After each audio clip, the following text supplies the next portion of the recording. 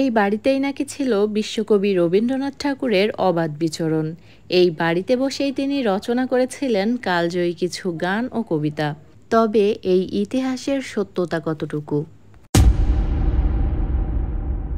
লোকমুখে শোনা যায়, কবি শরৎচন্দ্র চট্টোপাধ্যায়ের পৈতৃক ভিটাও ছিল এই গ্রামে। তবে এই ইতিহাসই বা কতটুকু সত্য? গ্রামটিতে রয়েছে একটি লোকাল স্টেশন। স্টেশনটির নামকরণ করা হয়েছিল কবিগুরু রবীন্দ্রনাথ ঠাকুরের ভগ্নিপতি জমিদার জয়রাম বাবুর নাম অনুসারে। এরকমই তথ্য রয়েছে স্থানীয়দের মুখে মুখে। তবে এই তথ্য ঠিক কতটুকু সত্য? গ্রামটিতে রয়েছে ঐতিহাসিক একটি পুকুর, যেটি রাজবাড়ির পুকুর নামেই পরিচিত। জনশ্রুতি রয়েছে এই পুকুরটির ভিতরে লোহার শিকল বাঁধা একটি সিন্দুক ছিল, আর প্রতি বছর এই পুকুরে কেউ না কেউ ডুবে মারা যেত। লোকমুখে শোনা এই ইতিহাস ঠিক কতটুকু সত্য? শুরু করা যাক মূল ভিডিও। আজ আপনাদেরকে ঘুরিয়ে দেখাবো চুয়াডাঙ্গা জেলার দামোহদা উপজেলার ঐতিহাসিক এক গ্রাম জয়রামপুর। সম্পূর্ণ ভিডিওটি জুড়ে আপনাদের সাথে আছি আমি সাবিহা সুলতানা মুক্তা। চলুন তাহলে শুরু করা যাক। জয়রামপুরের আদি নাম ছিল ইন্দ্রপুর। এখানকার রাজা ইন্দ্রকুলের নামের সাথে নাম মিলিয়ে গ্রামটির নামকরণ করা হয়েছিল ইন্দ্রপুর। পরবর্তীতে জয়রামবাবুর নামানুসারে এই গ্রামটির নাম আবারও পরিবর্তিত হয়ে হয় জয়রামপুর। তবে কে ছিলেন জয়রামবাবু সে প্রসঙ্গে পরবর্তীতে আলোচনা করব। এই গ্রামটিতে রয়েছে 4টি সরকারি প্রাইমারি স্কুল, একটি হাই স্কুল, একটি মাদ্রাসা এবং 22টি মসজিদ। 10,500 ভোটার রয়েছে গ্রামটিতে। গ্রামটিতে রয়েছে 21টি পাড়া। বর্ণনা শুনে নিশ্চয়ই বুঝতেই পারছেন গ্রামটি আসলে অনেক বড় একটি গ্রাম। গ্রামটিতে পৌঁছানোর পর আমাদের প্রথম যে গন্তব্যস্থল ছিল তা হলো কবি রবি ঠাকুরের ভগ্নিপতি জমিদার জয়রামবাবুর বাড়ি। আমরা সে উদ্দেশ্যেই এগিয়ে চলেছি। কিছুক্ষণের মধ্যে আমরা পৌঁছে গেলাম ঐতিহাসিক সেই জমিদার বাড়িটিতে। এই হলো সেই জমিদার বাড়িটি, যে বাড়িটিকে বলা হয় কবিগুরু রবীন্দ্রনাথ ঠাকুরের ভগ্নিপতি জমিদার জয়রামবাবুর বাড়ি। আত্মীয়তার সূত্রে কবিগুরু রবীন্দ্রনাথ ঠাকুরের নিয়মিত আসা যাওয়া ছিল এই বাড়িটিতে, যে তথ্যটি সম্পূর্ণ ভুল। শুদ্ধ ইতিহাস বলছে কবিগুরু রবীন্দ্রনাথ ঠাকুরের জয়রাম বাবু নামে বা জয়রাম মৈত্র নামের বা জয়রাম চ্যাটার্জি, জয়রাম মুখার্জি বা জয়রাম মল্লিক নামের কখনো কোনো ভগ্নিপতি ছিলই না। তবে এখন আমরা যে পরিত্যক্ত ভবনটি দেখতে পাচ্ছি এটা নিঃসন্দেহে কোনো এক জমিদারের বাড়ি হয়তো ছিল। তবে সেই জমিদারের সাথে কবিগুরু রবীন্দ্রনাথ ঠাকুরের কোনো সম্পর্কই ছিল না। কথিত আছে জমিদার জয়রাম চ্যাটার্জির সাথে বিয়ে হয় কবিগুরু রবীন্দ্রনাথ ঠাকুরের বড় বোন স্বর্ণকুমারী দেবীর। তবে এই তথ্যটিও সম্পূর্ণ বানোয়াট। 1868 সালে কবিগুরু রবীন্দ্রনাথ ঠাকুরের বড় বোন স্বর্ণকুমারী দেবীর বিয়ে হয় জানকীনাথ ঘোষালের সঙ্গে। জানকীনাথ ঘোষাল ছিলেন নদিয়া জেলার এক জমিদার পরিবারের শিক্ষিত সন্তান। স্বর্ণকুমারী দেবীর স্বামী ভারতীয় জাতীয় কংগ্রেসের সেক্রেটারি ছিলেন। তিনি নিজেও সামাজিক সংস্কার ও জাতীয়তাবাদী রাজনীতির সঙ্গে স্বয়ংক্রিয়ভাবে যুক্ত ছিলেন। 1889 এবং 1890 সালে পণ্ডিতা রামাবাই রানাড ও কাদম্বিনী গঙ্গোপাধ্যায়ের সঙ্গে তিনিও জাতীয় কংগ্রেসের বার্ষিক অধিবেশনে অংশ নেন। তিনিই ছিলেন প্রথম মহিলা যিনি জাতীয় কংগ্রেসের অধিবেশনে প্রকাশ্যে অংশগ্রহণ করেছিলেন। তাহলে এই ইতিহাস আমরা কোথায় পেলাম যে 1913 সালে কবিগুরু নোবেল পুরস্কার পাওয়ার পর স্বর্ণকুমারী দেবী জয়রামপুরের জমিদারির সমস্ত সম্পত্তি ফেলে এই জয়রামপুর ছেড়ে চলে গিয়েছিলেন কলকাতায়? এই ইতিহাসের মেলেনি কোনো সত্যতা। এছাড়াও অনাথ এবং বিধবাদের সাহায্য করার জন্য 1896 সালে ঠাকুরবাড়ির অন্যান্য সদস্যদের নিয়ে স্বর্ণকুমারী দেবী সখী সমিতি স্থাপন করেন। 1898 সালে ভারতী ও বালক পত্রিকায় এই বিষয়টি নিয়ে একটি প্রতিবেদনও প্রকাশিত হয়েছিল। 1906 সাল পর্যন্ত সখী সমিতি সক্রিয় ছিল। তাহলে 1913 সাল পর্যন্ত তিনি যদি এই জয়রামপুরে সংসার করে থাকেন, তবে কলকাতায় বসে এই কার্যকলাপগুলো কে করেছিলেন? যাই হোক, এবার আসা যাক এই বাড়িটির প্রসঙ্গে। এই জরাজীর্ণ ভঙ্গুর প্রায় বাড়িটি ছিল কোনো এক জয়বাবুর, তবে এ বিষয়ে তেমন কোনো ইতিহাস নেই। পরবর্তীতে মালিকানা পরিবর্তিত হয়ে এই বাড়িটির যিনি মালিক হয়েছিলেন তার নাম হাজী লাল মোহাম্মদ। বর্তমানে এলাকার সবাই এই বাড়িটিকে হাজী বাড়ি নামেই চিনে থাকেন। সম্পূর্ণ বাড়িটির অবস্থা খুবই খারাপ, একেবারে জরাজীর্ণ, এবং এই বাড়িটি খুবই বিপজ্জনক অবস্থায় আছে। তারপরও আমরা চেষ্টা করেছি সম্পূর্ণ বাড়ির ভিতরে বাহিরে ছাদের উপরটাও আপনাদেরকে ঘুরিয়ে দেখাতে। গ্রামের ছোট ছেলেমেয়েরা এই বাড়িটিকে ভূতের বাড়িও বলে থাকে। সম্পূর্ণ বাড়িটি এখন পরিত্যক্ত অবস্থায় পড়ে আছে। বাড়ির কাছাকাছি রয়েছে বেশ কিছু পুরানো কাঠগোলাপ ফুলের গাছ, যে কাঠগোলাপগুলো আশেপাশের পরিবেশকে অনেক বেশি সুন্দর করে তুলেছে। পুরানো এই গাছগুলোকে দূর থেকে দেখে মনে হচ্ছিল পাহাড়, আর ফুলগুলোকে দেখে মনে হচ্ছিল পাহাড়ের ভাঁজে ভাঁজে যেন ফুটে রয়েছে এক একটা কাঠগোলাপ। যাই হোক, আমাদের পরবর্তী গন্তব্যস্থল হলো কবি শরৎচন্দ্র চট্টোপাধ্যায়ের পৈতৃক ভিটা। সে উদ্দেশ্যে আমরা খুঁজে বেড়াচ্ছিলাম যে কোন বাড়িটিকে বলা হচ্ছে কবি শরৎচন্দ্র চট্টোপাধ্যায়ের পৈতৃক ভিটা। এই গ্রামটিতে রয়েছে অসংখ্য পুরানো বাড়ি, যে বাড়িগুলো সবই কিন্তু ব্রিটিশ আমলে তৈরি। দেশভাগের সময় অনেকেই এই গ্রাম থেকে চলে গিয়েছিলেন ভারতে। যারা ফেলে গিয়েছিলেন তাদের এই সব স্বপ্নের বাড়িগুলো, যেসব বাড়িগুলো নিয়ে পরবর্তীতে বিভিন্ন রূপকথার গল্প তৈরি হয়ে গেছে। একসময় এই গ্রামকে বলা হতো জমিদারদের রাজধানী। জমিদারদের রাজধানী খ্যাত এই গ্রামটি কালের বিবর্তনে হারিয়েছে তার জৌলুস। যদিও কালের সাক্ষী হয়ে দাঁড়িয়ে আছে পুরানো সেসব ঘরবাড়িগুলো, কিন্তু সেখানে নেই কোনো মাধুর্য। আমরা পৌঁছে গেছি আমাদের পরবর্তী গন্তব্যে।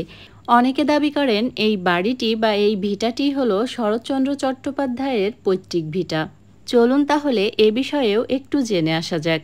কবি শরৎচন্দ্র চট্টোপাধ্যায় 31শে ভাদ্র 1283 বঙ্গাব্দে বা 1886 খ্রিস্টাব্দের 15ই সেপ্টেম্বর ব্রিটিশ ভারতের প্রেসিডেন্সি বিভাগের হুগলি জেলার দেবানন্দপুর গ্রামে এক দরিদ্র ব্রাহ্মণ পরিবারে জন্মগ্রহণ করেন।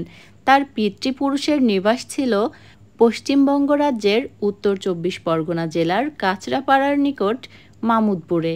অর্থাৎ মামুদপুরে ছিল কবি শরৎচন্দ্র চট্টোপাধ্যায়ের দাদাবাড়ি বা ঠাকুরদার বাড়ি। পরবর্তীতে হুগলি জেলার দেবানন্দপুরে বাড়ি করেন কবির পিতা মতিলাল চট্টোপাধ্যায়। কবির মাতার নাম ছিল ভুবনমোহিনী দেবী। এ সকল ইতিহাসগুলো বিশ্লেষণ করলে আমরা বুঝতে পারি এই যে বাড়িটি, যে বাড়িটিকে অনেকে দাবি করেন কবি শরৎচন্দ্র চট্টোপাধ্যায়ের পৈতৃক ভিটা, তা কিন্তু একেবারেই নয়। তাহলে এই তথ্যটিও একেবারেই ভুল। তবে কবি শরৎচন্দ্র চট্টোপাধ্যায়ের দুঃসম্পর্কের এক মামাবাড়ি ছিল চুয়াডাঙ্গা জেলার জীবননগর উপজেলার কাশীপুর গ্রামে, যেটা মোটামুটি আমরা সবাই জানি। তবে জয়রামপুর বা এই বাড়িটির সাথে কবি শরৎচন্দ্র চট্টোপাধ্যায়ের কোনো সম্পর্ক নেই। মূলত এই বাড়িটিও ব্রিটিশ আমলে তৈরি একটি বাড়ি, এবং এই বাড়িতে যারা বসবাস করত দেশভাগের সময় তারা এই দেশ ছেড়ে চলে যায় ভারতে, এবং পরবর্তীতে এসব বাড়িগুলোর মালিকানা পরিবর্তিত হয়। এই বাড়িটিতে এখন নতুন মালিক তার পরিবার নিয়ে বসবাস করছেন। আমাদের পরবর্তী গন্তব্যস্থল সেই পুকুরটি। পুকুরটি নিয়ে প্রথম যে ইতিহাসটি রয়েছে তা হলো এই পুকুরটি জয়রাম চ্যাটার্জির পুকুর, যে জয়রাম বাবুর নামের সাথে নাম মিলিয়ে স্টেশনের এবং এই গ্রামটির নামকরণ করা হয়েছিল জয়রামপুর। এই পুকুরটি সেই জয়রাম বাবুর। অনেকে বলেন জয়রাম চ্যাটার্জির দুটি বাড়ি এবং দুটি পুকুর ছিল জয়রামপুর গ্রামে। তবে সে ইতিহাস কতটা সত্য সে বিষয়ে সেভাবে কোনো ইতিহাস জানা সম্ভব হয়নি। পুকুরটি নিয়ে পরবর্তী যে ইতিহাসটি রয়েছে তা হলো এই যে জয়রামপুর, এই জয়রামপুরের আদি নাম কিন্তু ছিল ইন্দ্রপুর, এবং এখানে একজন রাজা বাস করতেন। সেই রাজার নাম ছিল ইন্দ্রকুল। অনেকের মতে সেই রাজার একটি রাজবাড়িও ছিল জয়রামপুরে, যে রাজবাড়িটির এখন আর কোনো চিহ্ন মাত্র অবশিষ্ট নেই, কিন্তু রয়ে গেছে রাজবাড়ির এই পুকুরটি। অনেকের মতে এই পুকুরটি সেই রাজবাড়ির পুকুর।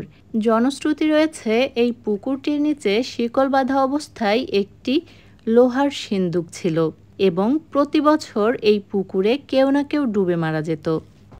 তবে এই ইতিহাসটি সম্পূর্ণ সত্য বা সম্পূর্ণ মিথ্যা নয়। পুকুরটিতে অনেকেই হয়তো ডুবে মারা গেছেন, তবে সেটা কোনো অলৌকিক কারণে নাকি স্বাভাবিকভাবেই তার কোনো সত্যতা এখনও পাওয়া যায়নি। আর পুকুরটি দেখলে নিঃসন্দেহে যে কেউ বলবে এটা অবশ্যই ব্রিটিশ আমলে তৈরি একটি পুকুর। পুকুরের দুদিকেই কিন্তু শান বাঁধানো ঘাট রয়েছে, সিঁড়ি রয়েছে।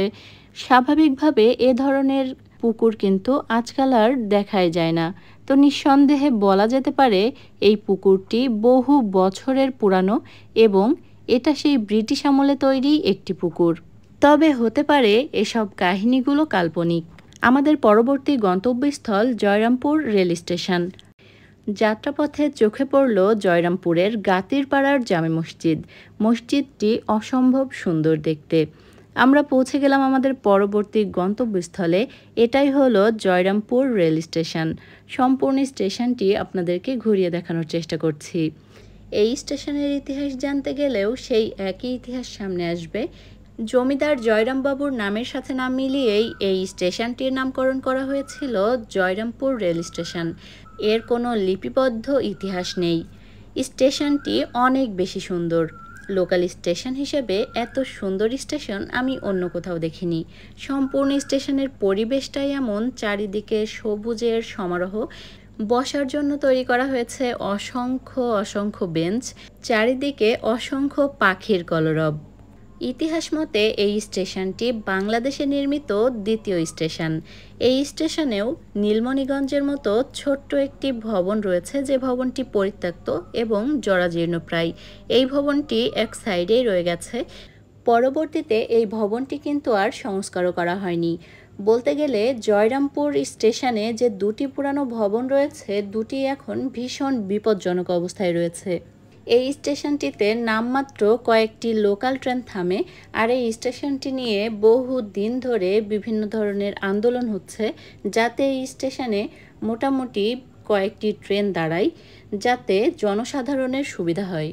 এই স্টেশনটি বেশ অনেকটা এরিয়া জুড়েই তৈরি, যেহেতু চুয়াডাঙ্গা এবং দর্শনার মাঝামাঝি এই স্টেশনটি পড়েছে এবং চুয়াডাঙ্গা থেকেও এর দূরত্ব খুব বেশি নয়, আবার দর্শনা থেকেও এর দূরত্ব খুব বেশি নয়, যে কারণে এই স্টেশনে সকল ট্রেন আসলে থামে না।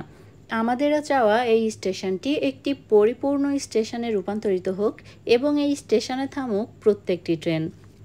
আপনাদেরকে ঘুরিয়ে দেখানোর চেষ্টা করলাম সম্পূর্ণ জয়রামপুর গ্রামটি, ঘুরিয়ে দেখানোর চেষ্টা করলাম বেশ কিছু ঐতিহাসিক পুরানো নিদর্শন, ঘুরিয়ে দেখানোর চেষ্টা করলাম জয়রামপুর রেলওয়ে স্টেশনটি। আশা করি ভিডিওটি আপনাদের বেশ ভালো লেগেছে। ভিডিওটি সম্পর্কে কোনো মতামত বা প্রশ্ন থাকলে অবশ্যই কমেন্টের মাধ্যমে জানাতে পারেন। কমেন্টের মাধ্যমে আমাদেরকে জানাতে পারেন আপনার এলাকার কোনো ঐতিহাসিক নিদর্শন সম্পর্কে। আমরা পৌঁছে যাব ইতিহাসের খোঁজে। আজকের ভিডিওটি দ্বারা আমি কাউকে হেয় করার চেষ্টা করিনি, শুধুমাত্র সত্য ইতিহাসটা তুলে ধরার চেষ্টা করেছি। এরপরও যদি ভিডিওর মধ্যে কোনো ভুল ত্রুটি থেকে থাকে অবশ্যই আপনারা মার্জনার চোখে দেখবেন। আজকের আয়োজন এ পর্যন্তই। আবারও ফিরে আসব নতুন কোনো ভিডিও নিয়ে। সে পর্যন্ত আমাদের সাথেই থাকবেন। এতক্ষণ যারা আমাদের ভিডিওটি দেখছিলেন সবাইকে অনেক ধন্যবাদ। ভালো থাকবেন, দোয়া রাখবেন। আল্লাহ হাফেজ।